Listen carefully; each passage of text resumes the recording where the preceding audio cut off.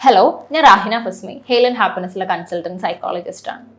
നമ്മളെല്ലാവരും പലപ്പോഴും കേട്ടിട്ടുള്ള ഒരു കാര്യമാണ് ആൻറ്റി സോഷ്യൽ എന്നുള്ളത്. കുറച്ചധികം അലമ്പ് സ്വഭാവമുള്ള ആൾക്കാരെ അല്ലെങ്കിൽ ഒരുപാട് അടിപിടിയൊക്കെ ഉണ്ടാക്കുന്ന ആളുകളെ കുറിച്ചിട്ട് നമ്മൾ പറയും അതിന് കുറച്ച് ആൻറ്റി സോഷ്യലാണ് എന്നുള്ള രീതിയിൽ പറയാറുണ്ട്. പക്ഷേ യഥാർത്ഥത്തിൽ എന്താണ് ഒരു ആൻറ്റി സോഷ്യൽ അല്ലെങ്കിൽ ആൻറ്റി സോഷ്യൽ പേഴ്സണാലിറ്റി ഉള്ള ആളുകളുടെ ക്യാരക്ടറിസ്റ്റിക്സ് എന്തൊക്കെയാണ്?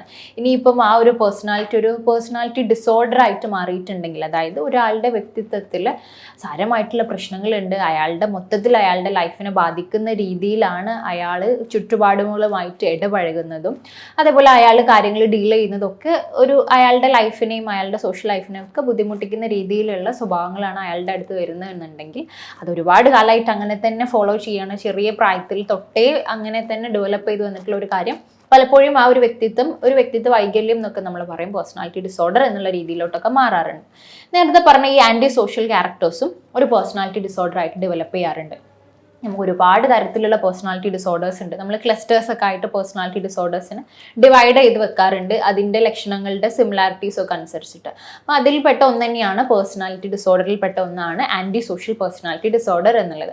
നമ്മൾ ആ വാക്കിൽ പറയുന്ന പോലെ തന്നെ ഒരു ആൻറ്റി സോഷ്യൽ, അതായത് സൊസൈറ്റിക്ക് എഗെയിൻസ്റ്റ് ആയിട്ടുള്ള കാര്യങ്ങളിൽ ഇൻവോൾവ് ചെയ്യുക എന്നുള്ളത് തന്നെയാണ്. ഇപ്പോൾ മനുഷ്യന്മാരെല്ലാവരും ഒരു സാമൂഹിക ജീവികളാണ്. നമ്മളൊരു കൂട്ടം ആളുകളുടെ ഇടയിൽ ജീവിക്കുന്ന ആൾക്കാരാണ്. അതല്ലാണ്ട് ലോകത്ത് ഒരാൾ ഒറ്റയ്ക്ക് ജീവിക്കുന്ന കണ്ടീഷനൊന്നുമല്ല. നമുക്ക് എങ്ങനെ പോയി കഴിഞ്ഞു കഴിഞ്ഞാലും, എത്ര ഇൻട്രോവേർട്ടഡ് ആയി കഴിഞ്ഞു കഴിഞ്ഞാലും കുറച്ച് ആളുകളായിട്ട് ഇൻട്രാക്ട് ചെയ്യേണ്ടി വരും, സംസാരിക്കേണ്ടി വരും, ആളുകളുടെ ഇമോഷൻസ് അങ്ങോട്ടും ഇങ്ങോട്ടും മനസ്സിലാക്കേണ്ടി വരും. അതിനനുസരിച്ച് ചിലപ്പോൾ നമ്മൾ ഹെൽപ്പ് ചെയ്യേണ്ടി വരും, അല്ലെങ്കിൽ ഇയാൾക്ക് ഇന്ന പ്രശ്നമുണ്ട് എന്ന് മനസ്സിലാക്കേണ്ടി വരും. കുറച്ച് സിമ്പതി, എമ്പതി, ഇങ്ങനെയുള്ള ഒരുപാട് ഇമോഷൻസ് ഉണ്ടാവേണ്ട ഒരു വ്യക്തിയാണ് മനുഷ്യൻ എന്ന് പറയുന്നത്. പക്ഷെ നമ്മൾ ആൻറ്റി സോഷ്യൽ പേഴ്സണാലിറ്റി ഡിസോർഡർ ഒക്കെ ഉള്ള ഒരു വ്യക്തിയിലോട്ട് വരുന്ന സമയത്ത് അവർക്ക് ഇത്തരത്തിലുള്ള ഇമോഷൻസിലൊക്കെ ഭയങ്കര കുറവ് കാണിക്കാറുണ്ട്.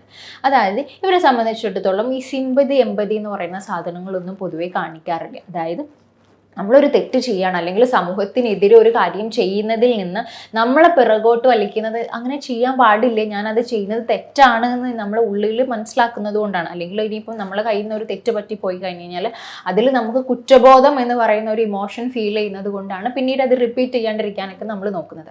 പക്ഷേ ആൻറ്റി സോഷ്യൽ പേഴ്സണാലിറ്റി ഡിസോർഡർ ഉള്ള ഒരു വ്യക്തിയെ സംബന്ധിച്ചിടത്തോളം അവർക്ക് ഇത്തരത്തിലുള്ള ഒരു ഇമോഷനും ഇല്ല. അതായത് ഒരാൾ അയാളുടെ മുന്നിൽ നിന്ന് കഷ്ടപ്പെടുന്ന സമയത്ത് അത് അയാളുടെ ജെന്യൂൻ ഫീലിങ്സ് മനസ്സിലാക്കാനുള്ള കഴിവില്ല അവർക്ക്, ശരിക്കും പറഞ്ഞു കഴിഞ്ഞാൽ. പിന്നെ അതേപോലെ ഇനിയിപ്പം ഇവരാരെങ്കിലും ബുദ്ധിമുട്ടിച്ച് കഴിഞ്ഞ് കഴിഞ്ഞാൽ, അല്ലെങ്കിൽ ഒരു സൊസൈറ്റിയിൽ ഒരു പ്രശ്നം ഉണ്ടാക്കി കഴിഞ്ഞ് കഴിഞ്ഞാൽ ഇവർ കാരണം ബാക്കിയുള്ള ആളുകൾ ഒത്തിരി ബുദ്ധിമുട്ടി എന്ന് മനസ്സിലാക്കി കഴിഞ്ഞാൽ പോലും അതിലൊരു കുറ്റബോധം എന്ന് പറയുന്ന ഒരു ഇമോഷൻ ഇവർക്ക് ഡെവലപ്പ് ചെയ്യാറില്ല. നമ്മളൊരു തെറ്റ് ചെയ്ത് കഴിഞ്ഞ് കഴിഞ്ഞാൽ, ചെറിയൊരു കുട്ടിയാണെങ്കിൽ പോലും അത് തെറ്റാണ് അല്ലെങ്കിൽ ബാക്കി ഒരാൾക്ക് ബുദ്ധിമുട്ടായി എന്ന് കണ്ടു കഴിഞ്ഞാൽ ചെറിയൊരു മനസ്സിലൊരു ബുദ്ധിമുട്ട് തോന്നാറുണ്ട്. പക്ഷേ ഒരു ആൻറ്റി സോഷ്യൽ പേഴ്സണാലിറ്റിയെ സംബന്ധിച്ചിടത്തോളം അങ്ങനെയൊന്നും ഉണ്ടാവാറില്ല. അതുകൊണ്ടാണ് നമ്മളതൊരു പേഴ്സണാലിറ്റി ഡിസോർഡർ തന്നെയാണ് എന്ന് പറയാൻ കാരണം. ഒരു രീതിയിലും അത്തരത്തിലുള്ള ഇമോഷൻസ് ഇവർക്ക് ഉണ്ടാവാറില്ല എന്നുള്ളതാണ്. പക്ഷെ എന്ന് കരുതി നമ്മൾ വിചാരിക്കുന്ന പോലെ ഭയങ്കര മോശം, കാണുമ്പോൾ തന്നെ ഭയങ്കര ക്രൂരമായിട്ടുള്ള സ്വഭാവമുള്ള ആളുകളൊന്നുമല്ല. ഫസ്റ്റ് കാണുന്ന ഒരു വ്യക്തികളെ സംബന്ധിച്ചിടത്തോളം ഈ ആൻറ്റി സോഷ്യൽ പേഴ്സണാലിറ്റി ഡിസോർഡറുള്ള ആൾക്കാരെ മനസ്സിലാവാറേ ഇല്ല. അവർ നല്ല രീതിയിൽ സംസാരിക്കുന്നതൊക്കെ ആയിട്ട് നമുക്ക് ഫീൽ ചെയ്യാം. പക്ഷെ കുറച്ചുകൂടി അടുത്ത ഇടപഴകുമ്പോഴാണ് നമുക്കത് മനസ്സിലാവാറുള്ളത്. ഒറ്റ സ്ട്രക്ചറിൽ കാണുമ്പം ഭയങ്കര ക്രൂരന്മാർ ആവണം എന്നില്ല. ആ രീതിയിലാണ് ഈ ഒരു പാറ്റേൺ പോകാറുള്ളത് എന്നുള്ളത്. പല കാരണങ്ങൾ കൊണ്ട് ആൻറ്റി സോഷ്യൽ പേഴ്സണാലിറ്റി ഡെവലപ്പ് ചെയ്യാറുണ്ട് ആളുകളിൽ. ഇതിൽ ഏറ്റവും പ്രധാനപ്പെട്ടതാണ് ചെറിയ പ്രായത്തിൽ ഉണ്ടാവുന്ന ഒരു ചൈൽഡ്ഹുഡ് ഡിസോർഡേഴ്സ് ഒക്കെ, ADHD അല്ലെങ്കിൽ learning disorders, conduct disorders, ODD എന്നൊക്കെ പറഞ്ഞിട്ട് ഒത്തിരി ചെറിയ പ്രായത്തിൽ ഉണ്ടാവുന്ന, സൈക്കോളജിക്കലി ഉണ്ടാവുന്ന കുറച്ച് അസുഖങ്ങളുണ്ട്. അതിലേറ്റവും പ്രധാനപ്പെട്ട ഒന്നാണ് കണ്ടക്ട് ഡിസോർഡർ എന്ന് പറഞ്ഞത്. ഇപ്പം ഞാൻ നേരത്തെ പറഞ്ഞിട്ടുള്ള ആൻറ്റി സോഷ്യൽ പേഴ്സണാലിറ്റി ഡിസോർഡറിലുള്ള ഓൾമോസ്റ്റ് സിംറ്റംസ് ഒക്കെ കുഞ്ഞിലേ കാണിക്കുന്നതാണ് കണ്ടക്ട് ഡിസോർഡർ.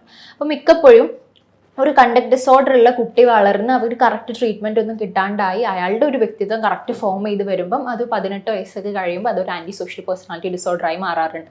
മിക്ക ആൻറ്റി സോഷ്യൽ പേഴ്സണാലിറ്റി ഡിസോർഡറുള്ള വ്യക്തികളിലും ചെറിയ പ്രായത്തിൽ കണ്ടക്ട് ഡിസോർഡർ കാണാറുണ്ട്. പക്ഷെ പലപ്പോഴും പാരൻസ് ഇത് ഐഡൻറ്റിഫൈ ചെയ്യണം, മനസ്സിലാക്കാറില്ല. അമിത വികൃതിയൊക്കെ ആയിട്ട് കാണും, അത് കറക്റ്റ് അഡ്രസ്സ് ചെയ്യില്ല, കുറ്റപ്പെടുത്തും, തള്ളിപ്പറയും, ഒരുപാട് വഴക്ക് പറയും. അപ്പോൾ ഇവരുടെ സ്വഭാവം അതിങ്ങനെ കൂടി വരിക എന്നല്ലാണ്ട് പ്രത്യേകിച്ച് ചേഞ്ചസ് ഒന്നും അതിൽ ഉണ്ടാവാറില്ല എന്നുള്ളത് തന്നെയാണ്. ഇവർക്ക് ലൈഫ് ലോങ് ആയിട്ട് ഒത്തിരി കേസസ് ഉണ്ടാവാം, ഒരുപാട് പ്രശ്നങ്ങൾ ഉണ്ടാവാം, സൊസൈറ്റിക്കെതിരെ ഒരുപാട് കാര്യങ്ങൾ ചെയ്യുന്നത് ഉണ്ടാവും. പക്ഷേ എത്ര നമ്പർ ഓഫ് കേസസ് വന്നു കഴിഞ്ഞാലും എത്ര ഇഷ്യൂസ് ഉണ്ടായി കഴിഞ്ഞാലും ആളുകൾ ഇനി എന്തൊക്കെ പറഞ്ഞു കഴിഞ്ഞാലും ഇവരുടെ ക്യാരക്ടറിൽ ഒരു ചേഞ്ചസും കൊണ്ടുവരുത്താൻ ശ്രമിക്കാറില്ല എന്നുള്ളത് തന്നെയാണ് ആൻറ്റി സോഷ്യൽ പേഴ്സണാലിറ്റിയിലുള്ള ഒരു പ്രത്യേകത എന്ന് പറയുന്നത്. അപ്പം ഇവരെ ഇനി ആരൊക്കെ ഇനിയിപ്പോൾ ജയിലിൽ കൊണ്ടുപോയിട്ട് കഴിഞ്ഞാൽ കറക്റ്റ് ട്രീറ്റ്മെൻറ്റ് കിട്ടിയിട്ടില്ലെങ്കിൽ ഇവർ ആ സ്വഭാവം തന്നെ കണ്ടിന്യൂ ചെയ്യും. കാരണം ഇത് അവരുടെ ഒരു പേഴ്സണാലിറ്റിയിലുള്ള ഒരു കാര്യം ആയതുകൊണ്ട് തന്നെയാണ് അത് അങ്ങനെ തന്നെ അവർ ഫോളോ ചെയ്യാൻ വേണ്ടിയിട്ട് നോക്കുന്നത് എന്നുള്ളത്. വേറെയും ഒരുപാട് റീസൺസിനെ കൊണ്ട് ഇപ്പം ചൈൽഡ്ഹുഡിൽ കണ്ടക്ട് ഡിസോർഡർ അല്ലാണ്ട് തന്നെ ചെറിയ പ്രായത്തിൽ പാരൻസിൻ്റെ അടുത്ത് നിന്ന് എന്തെങ്കിലും പ്രശ്നങ്ങൾ ഉണ്ടാവുന്ന, അല്ലെങ്കിൽ ചെറിയ പ്രായത്തിൽ ഒത്തിരി ബുദ്ധിമുട്ടുകൾ സഹിച്ചിട്ടുള്ള, അല്ലെങ്കിൽ ഇതേപോലെ നെഗറ്റീവ് എൻവയോൺമെൻറ്റ്സ്, അതായത് അവർ ജീവിക്കുന്ന ഇതിൽ തന്നെ ഒത്തിരി ഇങ്ങനെ ഒരുപാട് പ്രശ്നങ്ങളൊക്കെ ഉണ്ടായിട്ടുള്ള കുട്ടികളിലൊക്കെ പലപ്പോഴും ഇത്തരത്തിൽ ഇങ്ങനെ ഡെവലപ്പ് ചെയ്ത് വരാറുണ്ട്. എല്ലാ പേഴ്സണാലിറ്റി ഡിസോർഡേഴ്സിൻ്റെയും ഒരു ഉറവിടം ശരിക്കും പറഞ്ഞു കഴിഞ്ഞാൽ ചൈൽഡ്ഹുഡ് തന്നെയാണ്, കുട്ടിക്കാലം തന്നെയാണ്. കുട്ടിക്കാലത്ത് ഉണ്ടാവുന്ന പല ഇഷ്യൂസാണ് പിന്നീട് ഇങ്ങനെ ഒരു വ്യക്തിത്വത്തിൽ വൈകല്യങ്ങളായി മാറി വരുന്നത് എന്നുള്ളത് തന്നെയാണ്. ആൻറ്റി സോഷ്യൽ പേഴ്സണാലിറ്റി ഡിസോർഡേഴ്സിലുള്ള ആളുകളെ അവരെങ്ങനെയാണ് ബിഹേവ് ചെയ്യുക എന്നുള്ളത് നമുക്ക് പ്രെഡിക്റ്റ് ചെയ്യാൻ പറ്റില്ല. മിക്ക പേഴ്സണാലിറ്റി ഡിസോർഡേഴ്സും ഈ ക്യാരക്ടറിൽ ഈ ഒരു ഫോമിൽ തന്നെയായിരിക്കും ഉണ്ടാകുന്നത്. അതായത് അവർ എന്താ നെക്സ്റ്റ് ചെയ്യുക എന്നുള്ള ഐഡിയ ഒന്നും അവരുടെ കൂടെയുള്ള ആൾക്കാർക്ക് കിട്ടില്ല. നല്ല അൺപ്രഡിക്റ്റബിൾ ആയിട്ടുള്ള രീതിയിലായിരിക്കും അവരുടെ സ്വഭാവങ്ങൾ പോകുന്നുണ്ടാവുക എന്നുള്ളത്. ഇങ്ങനെയുള്ള ഒരു മിക്ക പേഴ്സണാലിറ്റി ഡിസോർഡേഴ്സ് ഉള്ള ആളുകൾക്ക് പലപ്പോഴും നല്ല രീതിയിൽ ഫാമിലി ലൈഫൊക്കെ ലീഡ് ചെയ്യാൻ വലിയ പ്രയാസം ഉണ്ടാവാറുണ്ട്. അപ്പം അതിൽ ഏറ്റവും കൂടുതൽ ബുദ്ധിമുട്ടുള്ള കേസ് തന്നെയാണ് ആൻറ്റി സോഷ്യൽ പേഴ്സണാലിറ്റി എന്ന് പറയുന്നത്. നമുക്ക് ഒരു ഒരു റിലേഷൻഷിപ്സ് നല്ല രീതിയിലൊക്കെ ഹെൽത്തി ആയിട്ട് നല്ല ഭംഗിയിലൊക്കെ കൊണ്ടുപോകണം എന്നുണ്ടെങ്കിൽ ഓപ്പോസിറ്റിലുള്ള ആളുടെ ഇമോഷൻസ് മനസ്സിലാക്കണം. അവർക്ക് നമ്മളുടെ ചുറ്റിലുള്ള ഇപ്പം വർക്ക് പ്ലേസിലാണെന്നുണ്ടെങ്കിൽ കൊളീഗ്സിന് ഇന്ന പ്രശ്നമുണ്ട് എന്ന് മനസ്സിലാക്കണം. നമ്മളത് ഹെൽപ്പ് ചെയ്യാൻ പറ്റിയിട്ടില്ലെങ്കിലും അത് മനസ്സിലാക്കുക എന്നുള്ള ചെറിയ ഇമോഷണൽ അണ്ടർസ്റ്റാൻഡിങ് ഒക്കെ നമ്മളുടെ വളരെ ബേസിക് ആയിട്ടുള്ള കാര്യം. പക്ഷെ ഇവർക്ക് അതൊന്നും ഇല്ലാത്തത് കൊണ്ട് തന്നെ അവർക്ക് നല്ല രീതിയിൽ ഒരു ഫാമിലി ലീഡ് ചെയ്യാനോ അല്ലെങ്കിൽ ഇത്തരത്തിലുള്ള നമ്മളുടെ ഒരു സൊസൈറ്റിയിൽ ജീവിക്കുന്ന സമയത്ത് നമുക്ക് ഉണ്ടാകുന്ന കുറച്ച് ഉത്തരവാദിത്തങ്ങളൊക്കെ ഉണ്ട്, അതൊന്നും ലീഡ് ചെയ്യാൻ ഇവർക്ക് പലപ്പോഴും പറ്റാറില്ല. ഇങ്ങനത്തെ റെസ്പോൺസിബിലിറ്റീസ് ഏറ്റെടുക്കുക അല്ലെങ്കിൽ ഈ പൈസപരമായിട്ടുള്ള പണമിടപാടുകളിലൊക്കെ ഇവർക്ക് വലിയ പ്രയാസം ഉണ്ടാവാറുണ്ട്. അങ്ങനത്തെ ഒരു റെസ്പോൺസിബിലിറ്റീസ് കാണിക്കുന്ന മേഖലകളിലൊന്നും ഇവർക്ക് പ്രത്യേകിച്ച് ഇൻവോൾവ്മെൻറ്റ് ഇടാൻ പറ്റാറില്ല. കാരണം ഇവരെല്ലാം ആ ഒരു രീതിയിലാണ് കാണുക. ഇനിയിപ്പം നമ്മളൊരു സൊസൈറ്റിയിൽ ജീവിക്കുമ്പോൾ കുറച്ച് റൂൾസ് ഉണ്ടാകും, കുറച്ച് നിയമങ്ങൾ നമ്മൾ ഫോളോ ചെയ്യേണ്ടി വരും. അങ്ങനെയുള്ള ഒരു റൂൾസും ഫോളോ ചെയ്യാൻ ഇവർ തയ്യാറായിരിക്കില്ല. ഇവർക്ക് അതിനോടൊക്കെ ഭയങ്കര ഒരു സില്ലി ആയിട്ടുള്ള ഒരു നേച്ചറായിരിക്കും പലപ്പോഴും ഉണ്ടാവാറുള്ളത്. അവരിത് ഒരു ഇന്ന ലോ ഫോളോ ചെയ്യണം. ഇപ്പം നമ്മൾ വണ്ടി ഓടിക്കുന്ന സമയത്താണെന്നുണ്ടെങ്കിലും എല്ലാവരുടെയും സേഫ്റ്റിക്ക് വേണ്ടിയിട്ട് ഒരുപാട് ലോസ് ഉണ്ടാകും, ഒരുപാട് നിയമങ്ങളുണ്ടാകും. അതൊന്നും ഫോളോ ചെയ്യാൻ ഇവർ വില്ലിങ് ആയിരിക്കില്ല എന്നുള്ളതാണ് അതിൻ്റെ ഒരു സൈഡ്.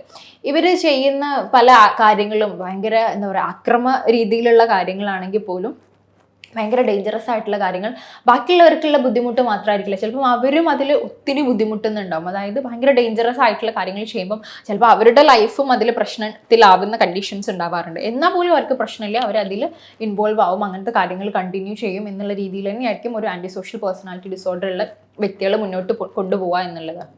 അപ്പോൾ ആ രീതിയിൽ മൊത്തത്തിൽ അവരുടെ ലൈഫിൽ ഫുൾ ഒരു സൊസൈറ്റിക്ക് എഗെയിൻസ്റ്റ് ആയിട്ടുള്ള കാര്യങ്ങൾ, ലോക്ക് എഗെയിൻസ്റ്റ് ആയിട്ടുള്ള കാര്യങ്ങൾ, ബാക്കിയുള്ളവരുടെ ഇമോഷൻസ് മനസ്സിലാക്കാത്ത കാര്യങ്ങൾ, ഒരുപാട് ഉപദ്രവിക്കുന്ന രീതിയിലുള്ള ആക്ഷൻസ് ഒക്കെ ആയിരിക്കും. അവർ ഇപ്പോൾ ഈ ഉപദ്രവം എന്ന് പറയുന്നത് ചിലപ്പോൾ അവർ ഭയങ്കര പ്ലാൻ ഇട്ട് ഇന്ന ആളെ കൊല്ലണം അല്ലെങ്കിൽ ഇന്ന ആളെ ഉപദ്രവിക്കണം എന്നുള്ള രീതിയിലൊന്നും ആയിരിക്കില്ല പലപ്പോഴും ഉണ്ടാവാറുള്ളത്. അവർ ഇപ്പം ഇമ്പൾസീവ് എന്നൊക്കെ നമ്മൾ പറയും, അതായത് ഒരു എടുത്ത് ചാടിയിട്ടുള്ള അവരുടെ ഇമോഷൻസിനെ കൺട്രോൾ ചെയ്യാൻ പറ്റും. ഇപ്പം എന്താ തോന്നുന്നത് അത് അങ്ങോട്ട് ചെയ്യുക എന്നുള്ള രീതിയിലാണ് പലപ്പോഴും ആളുകളെ കൊല്ലലും ഉപദ്രവിക്കലും ഒക്കെ ചെയ്യാറുള്ളത് എന്നുള്ളതാണ്.